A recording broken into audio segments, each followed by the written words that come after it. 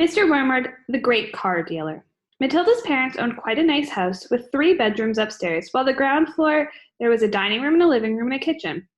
Her father was a dealer in second-hand cars, and it seemed he did pretty well at it. Sawdust, he would say proudly, is one of the great secrets of my success, and it costs me nothing. I get it free from the sawmill. What do you use it for? Matilda asked him. Ha! The father said. Wouldn't you like to know? I don't see how sawdust can help you sell second-hand cars, Daddy. That's because you're an ignorant little twit, the father said. His speech was never very delicate, but Matilda was used to it. She also knew that he liked to boast and she would egg him on shamelessly. You must be very clever to find a use for something that costs nothing, she said. I wish I could do that. You couldn't, the father said. You're too silly. But I don't mind telling you Mike here about it, seeing he'll be joining me in the business one day. Ignoring Matilda, he turned to his son and said, I'm always glad to buy cars when some fool has been crashing the gears so badly they're all worn out and rattle like mad. I get it cheap. And then all I do is mix a little sawdust with the oil and the gearbox, and it runs sweet as a nut. How long will it run like that before it starts to rattle again? Matilda asked him. Long enough for the buyer to get a good distance away, the father said, grinning. About 100 miles. But that's dishonest, Daddy. It's cheating, Matilda said. No one ever got rich being honest, the father said. Customers are there to be fooled. Mr. Wormwood was a small, ratty-looking man whose front teeth stuck out underneath a thin, ratty mustache. He liked to wear jackets with large, brightly colored checks, and he sported ties that usually were yellow or pale green. Now take mileage for an instance, he went on. Anyone who's buying a second-hand car, the first thing he wants to know is how many miles it's done. Right? Right, the son said. So I buy an old dump that looks about 150 miles on the clock. I get it cheap, but no one's going to buy it with that mileage like that, are they? And these days, you aren't going to just take a speedometer meter and fiddle the numbers back like you used to 10 years ago. They fix it so it's impossible to tamper with unless you're a ready watchmaker or something. So what I do is I use my brains, laddie. That's what I do. How? Young Michael asked, fascinated. He seemed to have inherited his father's love of cookery. I sit down and I say to myself, how can I convert mileage reading 150,000 into 10,000 without taking the speedometer to pieces? Well, if I were to run the car backwards long enough, then obviously it would do that. The numbers would click backwards, wouldn't they? But who's going to be driving a flaming car in reverse for thousands and thousands of miles? You can't do that. Of course you couldn't, young Michael said. So I scratched my head, the father said. I use my brains. And when you've been given a fine brain like I have, you've got to use it. And all of a sudden, the answers hit him.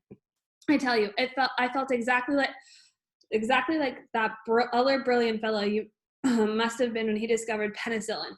Eureka, I cried. I've got it. What did you do, Dad? The son asked. This speedometer, Mr. Worm said, is run off of a cable that is coupled up to one of the front wheels. So I disconnected the cable where it joins the front wheel. Next, I got one of those high-speed electric drills, and I coupled that to the end of the cable in such a way that the drill turns the cable backwards. You've got me so far. You following me? Yes, Daddy, young Michael said. These drills run at a tremendous speed, the father said. So when I switch on the drill, the mileage number on the speedometer spins backwards at a fantastic rate. I can knock 50,000 miles off the clock in a few minutes with a high-speed electric drill. And by the time I finish, the car's only done 10,000 and it's ready for sale. She's almost new, I say to the customer. She's hardly done 10,000 though. Belonged to an old lady who only used it once a week for shopping. Can you really turn mileage back with an electric drill? Young Michael asked. I'm telling you the trade secrets, the father said. So don't you go talking about it to anyone else. You don't want me to be put in the jug, do you? I won't tell a soul, the boy said. Do you do this to many cars, Dad? Every single car that comes through my hands gets the treatment, the father said. They all have their mileage cut to under 10,000 before they're offered for sale.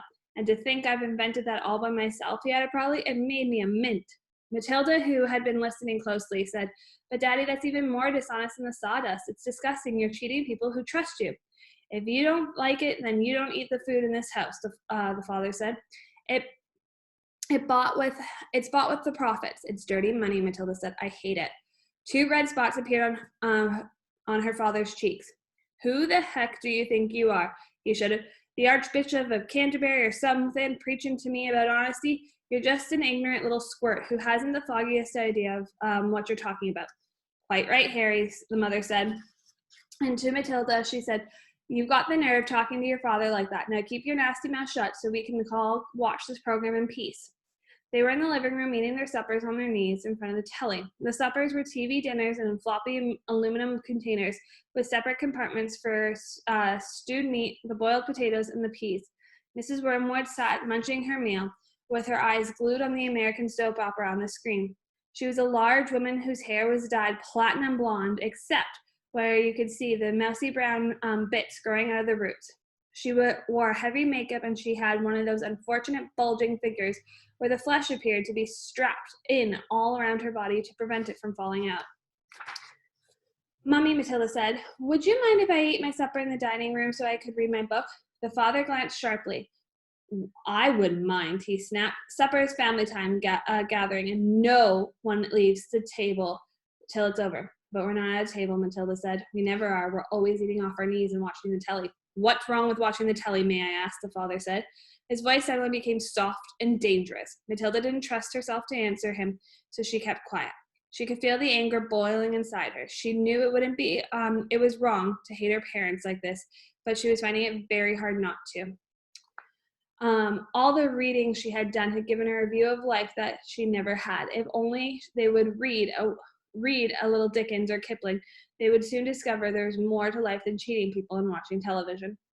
Another thing, she resented being told constantly that she was ignorant and silly when she knew she wasn't. The anger inside her went on boiling and boiling. As she lay in bed that night, she made a decision. She decided that every time her father or her mother was beastly to her, she would get her own back in some way or another. A small victory or two would help her to tolerate the idiocy and would stop her from going crazy. You must remember that she's still hardly 5 years old, and it's not easy for somebody as small as that to score points against an all-powerful grown-up. Even so, she was determined to have a go. Her father, after what had happened in front of the telly that evening, was the first on her list.